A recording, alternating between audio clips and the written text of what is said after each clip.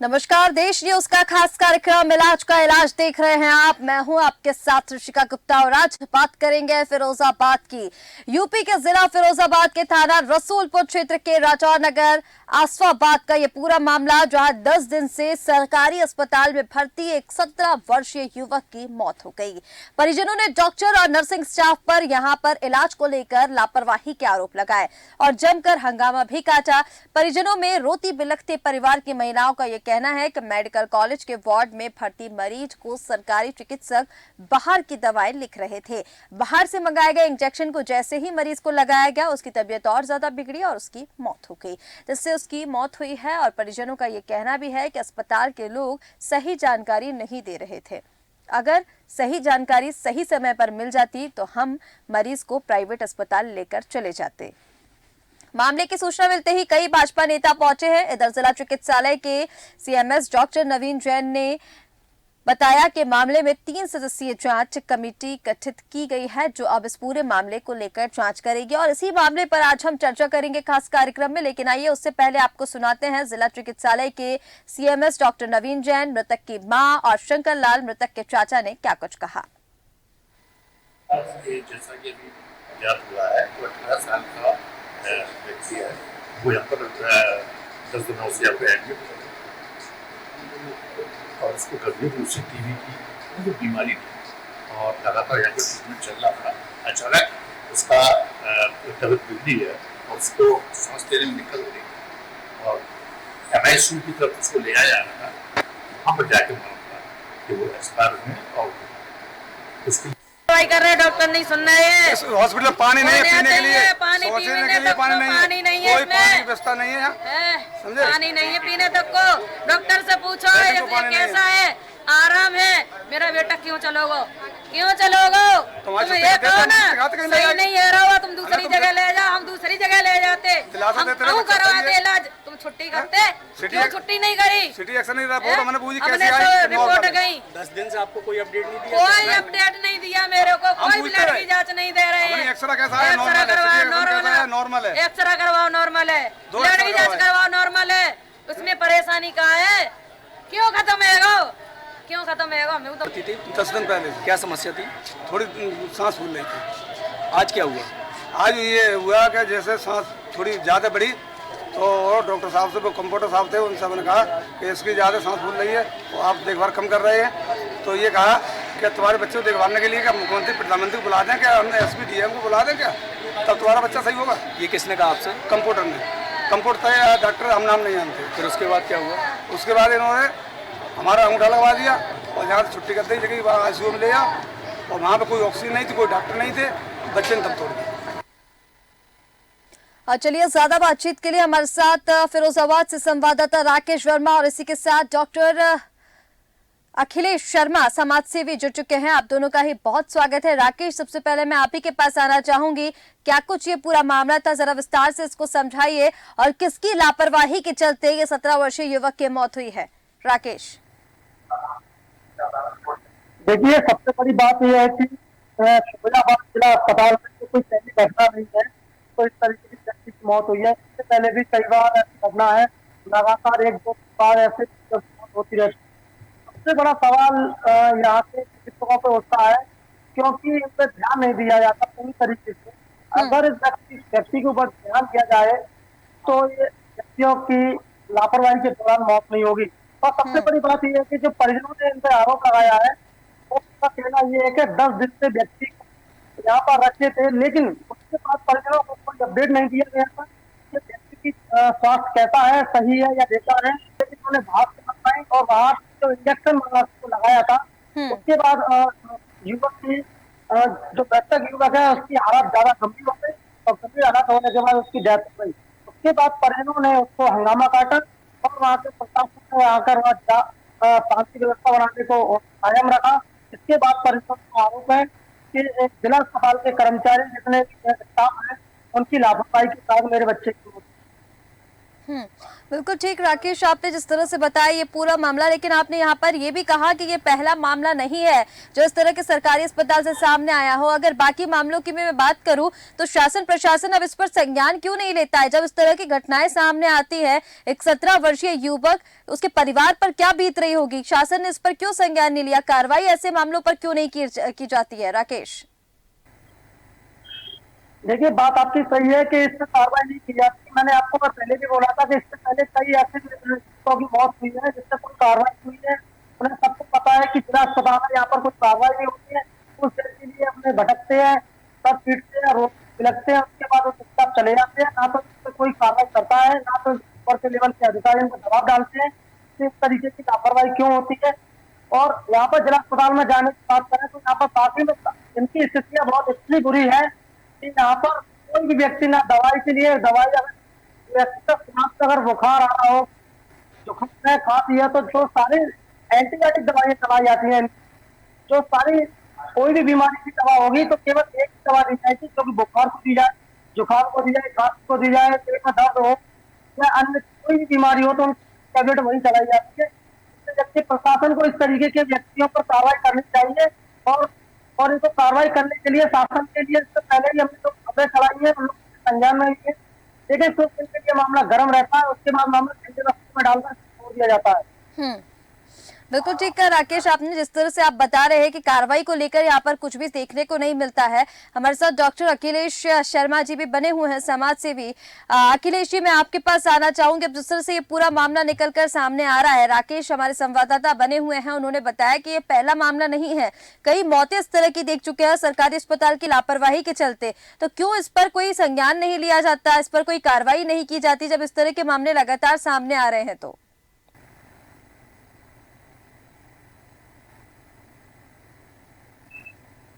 अखिलेश जी, अब तक आवाज पहुंच पा रही है? जी आवाज, हाँ आवाज आ रही है। अखिलेश जी, ये है कि फिरोजाबाद में स्वास्थ्य विभाग अगर जो है सरकार के सारे नियमों पर, सरकार की सारी मंशा पर पानी अगर फेर रहा है तो केवल स्वास्थ्य विभाग फेर रहा है। क्योंकि यहाँ पर सबसे पहले तो यह है कि हजारों की संख्या में यहाँ पर जो है अवैध हॉस्पिटल चल रहे हैं जिनमें अप्रशिक्षित डॉक्टर इलाज करते हैं, मरीजों को फंसाया जाता है। अभी आपने देखा होगा पिछले दिनों एक मानव तस्करी का मामला भी आया था कि एक जो है टापा खुर्द में एक गरीब परिवार रहता है, उसकी डिलीवरी होती है, एक नर्स जो है डिलीवरी करने जाती है, डिलीवरी के बाद कहती है कि इसको आप बच्चे को अस्पताल में भर्ती कराइए। भर्ती कराया गया और वो हॉस्पिटल भी आपको बता दें बिल्कुल अनाधिकृत रूप से चल रहा था, जहाँ कोई प्रशिक्षित डॉक्टर नहीं था। वहां पर जो है बिल ज्यादा होने के कारण उसको सलाह दी जाती है कि आप एक काम करो, अपने बच्चे को बेच दो, पैसा मिल जाएगा। बच्चा जो है 5 लाख में ग्वालियर में बेचा जाता है। लेकिन जब जो है मीडिया वहां पर पहुंच जाती है और खबर पूरे में चलती है तो आनंद फानंद में पहले तो पुलिस जो है उसको ही गिरफ्तार करती है जिसने जो है मीडिया को खबर दी थी। तो इस तरह से फिरोजाबाद में सीएमओ साहब महाभ्रष्ट है और ये केवल पैसा और पैसा कमाने लगे हैं। अस्पताल की बात करें तो अस्पताल में सुविधाएं नहीं है बिल्कुल। यहाँ पर 3-3 महीने के लिए आपको पता है अल्ट्रासाउंड की डेट दी जाती है। यहाँ पर जो है डिजिटल एक्सरे जो उम्र निर्धारण के लिए आगरा भेजा जाता है। फिरोजाबाद का मेडिकल केवल 100 फीस है, फिरोजाबाद का अस्पताल केवल 100 फीस बना हुआ है। अब ये सीएमएस बेचारे सीधे आदमी हैं, अगर इनको रात को 2 बजे फोन करो ये तुरंत आते हैं, सर्विस देते हैं। लेकिन सुविधाओं की कमी है, ना तो ढंग से दवाइयां होती हैं, दवाइयों में भी कमीशनखोरी जबरदस्त चल रही है यहाँ पे, और ना ही किसी मरीज को उचित व्यवस्था मिलती है, साधनों की बेहद कमी है। बिल्कुल ठीक अखिलेश, लेकिन जिस तरह से आप बता रहे हैं यहाँ पर कि सीएमएस को अगर आधी रात में भी आप कॉल करेंगे तो आकर वो सेवाएं अपनी देते हैं, लेकिन सवाल यहाँ पर ये उठता है कि जब 10 दिन से आपने किसी को भर्ती करके रखा है और अगर उसकी स्थिति आपसे नहीं संभाली जा रही तो कम से कम परिजनों को इसकी सूचना तो देनी चाहिए ना अस्पताल को, या फिर जो वहाँ पर स्टाफ काम कर रहा है, जो वहाँ पर डॉक्टर्स है या फिर जिन सीएमएस का आप नाम ले रहे हैं, अगर वो सूचना देते थे तो परिजन अपने मरीज को ले जाते प्राइवेट अस्पताल। मरीजों के साथ व्यवहार भी अच्छा नहीं करते हैं कुछ लोग, क्योंकि आपको बताते हैं कि आधे से ज्यादा स्टाफ तो कोई सीएमओ साहब का रिश्तेदार है, कोई किसी का रिश्तेदार है। ड्यूटी भी डॉक्टर आपको बताते हैं प्रॉपर नहीं करते हैं। यहाँ पर जो है डॉक्टर हमने देखा है कि ज्यादातर अनट्रेंड स्टाफ और जो संविदा कर्मी है वो काम करते हैं। जो सरकारी वेतन लेने वाले डॉक्टर बहुत कम नजर आते हैं। और कई पहले तो उन्होंने सांसद महोदय घनश्याम यादव ने पकड़ा था कि जो है करीब 30 कर्मचारियों की हाजिरी लगी थी और 20 डॉक्टर वहां पे उपस्थित थे। इस तरह से कई बार मामला पकड़ा गया है। सरकारी डॉक्टर अपनी ड्यूटी ढंग से नहीं निभाते हैं। बिल्कुल ठीक है अखिलेश। राकेश, मैं आपके पास लौटना चाहूंगी। अब जिस तरह से डॉक्टर्स को लेकर बात सामने आ रही है, अखिलेश जी ने कहा कि जो अनट्रेन्ड स्टाफ है वो काम करता है, झोला छाप डॉक्टर एक जिस तरह से हम कह ले, क्योंकि जिसको मरीज की स्थिति समझ में ना आ रही हो तो फिर परिजनों को इसको लेकर सूचित तो करना चाहिए। और अनट्रेन्ड स्टाफ जिस तरह से यहाँ पर फिरोजाबाद में सरकारी अस्पताल की हम बात कर रहे हैं, लगातार काम कर रहा है, कार्रवाई को लेकर तो जिस तरह से आपने बताया कोई काम नहीं किया जा रहा है। एक तरीके से जो पूरा स्वास्थ्य विभाग जो है वो सरकार की योजना नीतियों को पलीता लगाता हुआ अब यहाँ पर नजर आ रहा है। देखिए, सबसे बड़ी बात यह है कि फिरोजाबाद जिला अस्पताल की बात करें तो कि यहाँ पर जो डॉक्टर्स हैं वो डॉक्टर्स अपने समय तक नहीं पहुंचते पूरी तरीके से, और जो भी समय तक पहुंचते हैं वो महीने में 15 दिन अपनी ड्यूटी देते हैं। उसके बाद अपने असिस्टेंटों को बिठा देते हैं कि मैं अपनी जगह पर ड्यूटी करिए, कुछ पैसों के लालच को देकर डॉक्टर्स इस तरीके की कामियां करते हैं। मैंने कई बार अस्पताल में जाकर देखा है, कुछ डॉक्टरों की कुर्सियां खाली पड़ी मिलती है। जब डॉक्टर को सीएमएस के द्वारा पूछा जाए तो वो उसके साथ ही बताते हैं कि वो छुट्टी पर है। जब डॉक्टर के द्वारा जब असिस्टेंट को पूछा जाए तो बताते हैं डॉक्टर साहब देर की कभी गए हैं और थोड़ी देर पहले बैठे थे। तो जिससे ये साबित हो सकता है कि दो जिला सभी को मिली व्यवस्था से ये सारा काम किया जाता है। पूरी व्यवस्थाएं दुरुस्त कर रखी है। जिला अस्पताल मेडिकल कॉलेज के नाम पर बिल्कुल गबन किया जा रहा है यहाँ पर, और ना ही किसी को व्यवस्थाएं मिल रही है। इससे पहले भी एक खबर चलाई थी जिला अस्पताल की, लेकिन उसमें अधिकारियों ने संज्ञान लिया था, तो कार्रवाई की थी। और ऐसे ही इसमें सीएमएस डॉक्टर नवनीत जैन ने 3 टीमों को गठित किया गया है और उन्होंने आश्वासन दिया है जिन जो लोगों की कमियां पाई जाएंगी तो उचित कार्रवाई की जाएगी। अभी जांच की जा रही है, इसके फिलहाल फिर बताएंगे। जब मेरी सुबह बात हुई थी नवनीत जैन से तो मैंने कहा था कि सर इस तरीके का मामला आया आपका, तो उन्होंने कहा कि ये मामला अभी उसमें जांच में चल रहा है। जिन लोगों की कमी पाई गई तो उनको कार्रवाई की जाएगी उन पर। बिल्कुल ठीक है राकेश, लेकिन जिस तरह से आप लगातार हम कार्रवाई को लेकर, क्योंकि यहाँ पर बात कर रहे हैं स्वास्थ्य व्यवस्था को लेकर बात कर रहे हैं, लेकिन स्वास्थ्य व्यवस्था फिरोजाबाद में जिस तरह से ठप होती नजर आ रही है, अब इसके लिए दोषी हम किसको करार देंगे? क्योंकि शासन प्रशासन या फिर सीधा सरकार पर हम यहाँ पर निशाना साधे कि सरकार की जो व्यवस्थाएं हैं, सरकार की जो योजनाएं हैं वो धरातल पर देखने को ही नहीं मिल रही है। जिस तरह से आरोप जो है वो लगातार स्वास्थ्य को लेकर लगते आए हैं शासन पर। देखिए, शासन की बात करें, शासन की सहयोग कर रहा है, पूरी व्यवस्थाएं दे रहा है, लेकिन यहाँ के अधिकारी हैं, जो यहाँ के कर्मचारी, जो डॉक्टर के जिम्मेदार हैं, वो अपनी जिम्मेदारी पूरी तरीके से नहीं निभा पा रहे हैं। अगर शासन की बात करें, शासन से सारी सेवाएं मिल रही है, ये सारी व्यवस्थाएं की जा रही है, लेकिन यहाँ के कुछ जो कर्मचारी हैं वो अपना बंदरबाज करने में लगे हैं, और बंदरबाज करने की वजह से बाकी जो यहाँ के व्यक्ति है, जो पेशेंट है, उनको खामियाना भुगतना पड़ा इसका। बिल्कुल बिल्कुल ठीक कहा राकेश जी, क्योंकि जिस तरह से अब निचले स्तर पर ये जो लापरवाही बरती जा रही है, निचले स्तर के जो अधिकारी है, जो डॉक्टर्स है या फिर जो सीएमओ है, अगर वो इस तरह के भ्रष्टाचार में संलिप्त पाए जाएंगे तो फिर मरीजों का क्या ही होगा यहाँ पर। अखिलेश, मैं आपके पास आना चाहूंगी। अब यहाँ पर ये भी खबर सामने आई कि जो कुछ भाजपा जो नेता है वो भी परिवार से मिलने के लिए पहुंचे, अस्पताल में भी वो पहुंचे जिस समय पर हंगामा वगैरह काटा गया था। लेकिन अब सवाल यहाँ पर यही है कि क्या सिर्फ परिवार के साथ पहुंचने से, उनसे बातचीत करने से, उनको सिर्फ संवेदना देने से उनका बेटा वापस तो नहीं आ जाएगा, जबकि इसको लेकर डॉक्टर्स और जो सीएमओ है उस पर कार्रवाई करनी चाहिए ताकि आगे इस तरह की कोई और मौत सामने ना आए। ऐसा है कि सबसे बड़ा दोषी मैं मानता हूं कि हमारे द्वारा चुने हुए जनप्रतिनिधियों को, क्योंकि अधिकारी अगर कोई भ्रष्ट आ जाए तो उनको हटवाने के लिए हमारे जनप्रतिनिधियों को आगे आना चाहिए। लेकिन हमारे जनप्रतिनिधि दोहरा मापदंड रखते हैं, एक हमारे दलित समाज के एक लड़के ने जो है एमबीबीएस का छात्र था, उसने फांसी लगा ली थी, जिसके लिए आपको बता दें कि प्रिंसिपल की तानाशाही के चलते ऐसा हुआ था। लेकिन उनको बचाने के लिए हमारे जनप्रतिनिधि महोदय सबसे पहले उनके बचाव में खड़े हुए थे। तो यहाँ के जनप्रतिनिधि भी जो है अपना कमीशन लेकर के सेट होते हैं। और सबसे बड़ा भ्रष्टाचार तो यहाँ पे सीएमओ का है।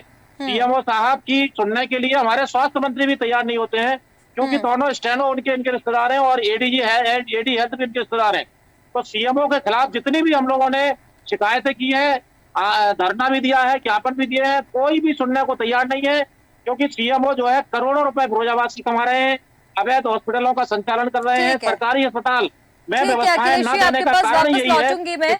हमारे साथ सीएमएस नवनीत जैन जी भी जुड़ चुके हैं। नवनीत जी, सीधा आपके पास आते हुए, ये जो पूरा मामला सामने आया है, 10 दिन से एक युवक भर्ती था जिसकी इलाज के दौरान मौत हुई है, क्या कहेंगे इसको लेकर?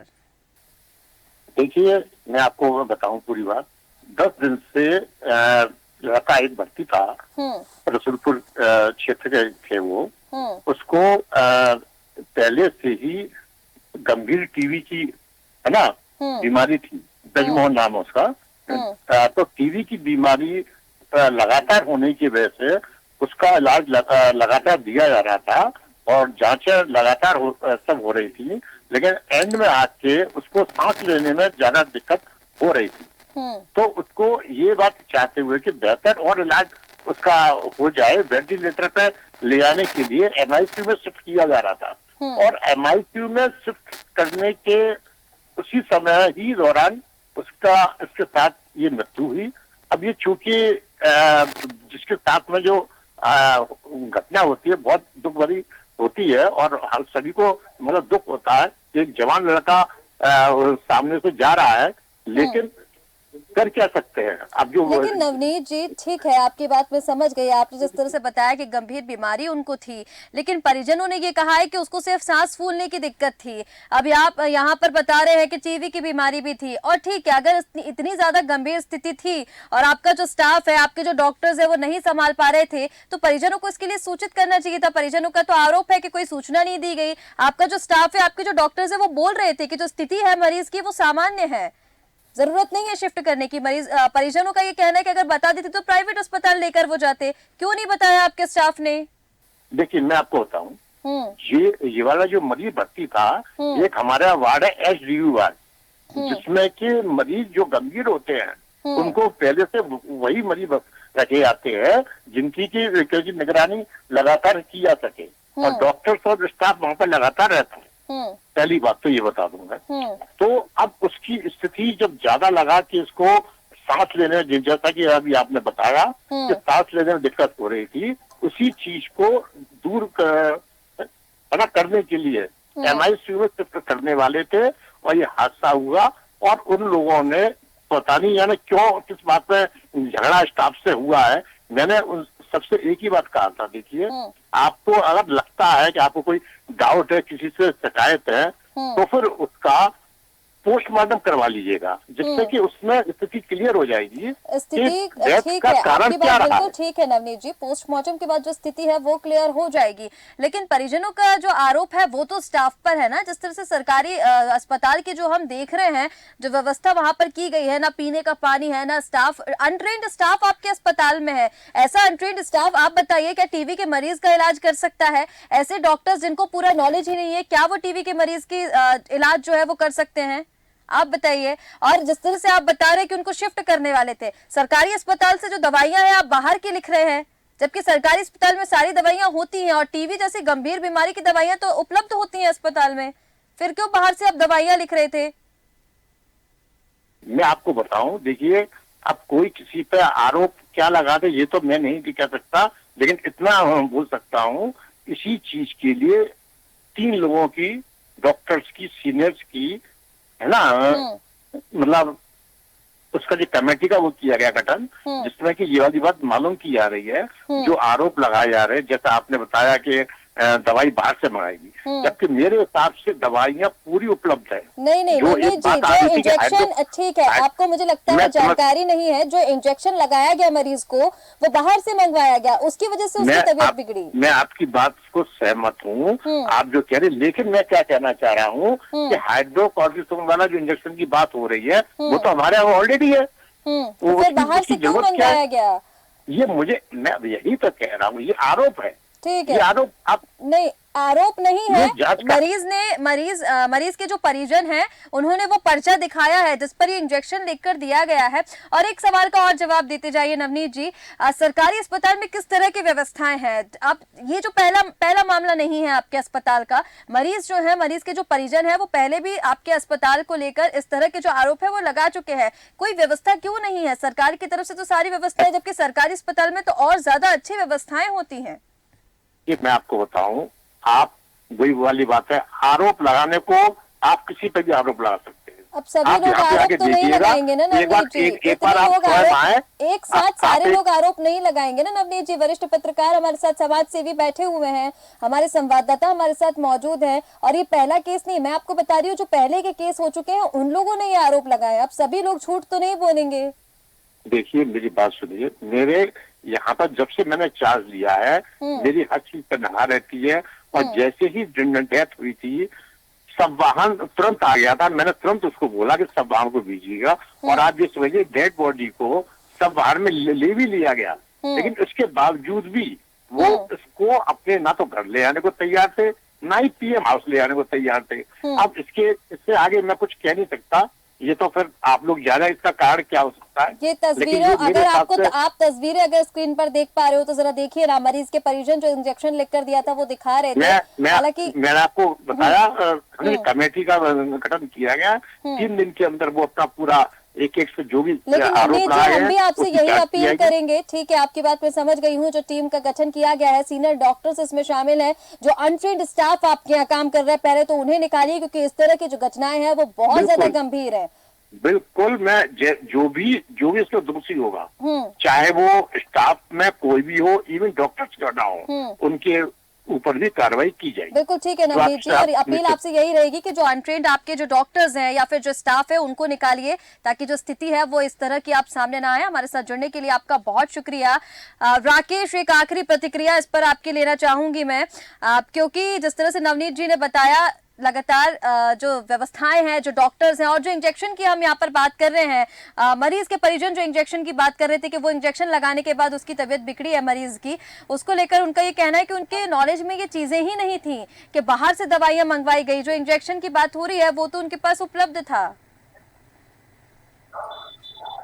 देखिए जिला अस्पताल का पहला मसला नहीं है, क्योंकि सीएमएस आपको ना पता हो कि अपना पल्ला झाड़ने में कोई कमी नहीं, जबकि टीवी स्क्रीन पर सामने दिख रहा है कि व्यक्ति को प्राइवेट पर्चे को दिखा रहा है, जो कि प्राइवेट डॉक्टर ने वो इंजेक्शन लिखा था जो बाहर से लाने के लिए। अगर वो सरकारी पर्चे पे लिखते हैं तो काम क्लियर हो जाएगा कि उन्होंने प्राइवेट दवा मंगाई है, इसलिए वो प्राइवेट पर्चे पे सादा पेपर से उन्होंने इंजेक्शन लिखा, व्यक्ति दिखा रहा है कि उन्होंने बाहर से इंजेक्शन लेके आया, जो कोई नई बात नहीं है तो इंजेक्शन बाहर से लाना। और सारे ऐसे पेशेंट हैं, जो ऐसी व्यवस्था है वहाँ पर, जो सभी लोग वहां से लेके आते हैं, 90% वहां से दवाई लेके आते हैं, जो कि आज खुजली जैसी ऐसी बीमारी होती है कि इनके पास पूरी व्यवस्थाएं नहीं मिलती। मानसिक रोग वाले डॉक्टर के पास जाइएगा, कुछ दवाइयाँ आपको अंदर से देगा, कुछ दवाइयों के बाहर से देगा। जब पेशेंट सही होना होता है, गरीब के लोग, मिडिल क्लास के लोग हैं, तो जिला अस्पताल में दिखाने के लिए जाते हैं, तो किसके पास जाएंगे? तो किसी से नहीं कहेंगे, उसे पता है कि आधी दवाई यहाँ पे फ्री में मिल रही है तो बाहर से लेनी पड़ेगी, तो अपने अब बेचारे चुपचाप हो गए, अपनी बाहर से आधी ले लेते हैं, अंदर से ले लेते हैं। वो इनका अंदर भी अंदर सारा सिस्टम चलता रहता है। जब मीडिया इनका खुलासा करती है तो ये कहीं ना कहीं मीडिया के ऊपर आरोप लगाते हैं, इस तरीके का ये कह रहे थे, इस तरीके वो कह रहे थे, ये इनका कहना है। और सबसे बड़ी बात यह है कि यहाँ के सीएमओ अगर और यहाँ के प्रधानाचार्य अगर जिला अस्पताल के इनके ऊपर कार्रवाई करें और करें, तो मुझे जहां तक उम्मीद है कि इनके ऊपर अभी तक कोई व्यक्ति ऐसा अनहानि नहीं होगी कि जो व्यक्ति को यहाँ से निराश जाकर लौटना पड़ेगा। बिल्कुल ठीक है राकेश जी, आपने अगर कार्रवाई इस मामले को लेकर हो जाए तो कहीं ना कहीं जो इस तरह की आज घटना सामने आई है, बेहद दुखद ये घटना, और हो सकता है कार्रवाई के बाद इस तरह की जो घटना है वो सामने ना आए। फिलहाल आप सभी मेहमानों का हमारे साथ जुड़ने के लिए बहुत शुक्रिया। तो तस्वीरें आपको फिरोजाबाद से लगातार दिखा रहे थे, जहां पर एक 17 वर्षीय युवक की डॉक्टर और स्टाफ की लापरवाही के चलते मौत हो गई है। बहरहाल इस पर सीएमएस का यह कहना है कि जो टीम है वो गठित कर दी गई है, सीनियर डॉक्टर्स इस टीम में शामिल है, और जो भी दोषी होगा उसे अस्पताल से निकाला जाएगा, उस पर कार्रवाई होगी। लेकिन अब हैरान कर देने वाली बात यह है, और सवाल भी यहाँ पर यह उठता है कि जब इस सरकारी अस्पताल से पहले भी इस तरीके के कई मामले सामने आ चुके हैं, तो आखिरकार क्यों शासन और प्रशासन जो है वो चुप्पी साधे हुए है और इस मामले को लेकर कोई कार्रवाई नहीं की गई है। फिलहाल हमारे इस खास कार्यक्रम इलाज का इलाज में इतना ही। आप बने रहे देश न्यूज के साथ। नमस्कार।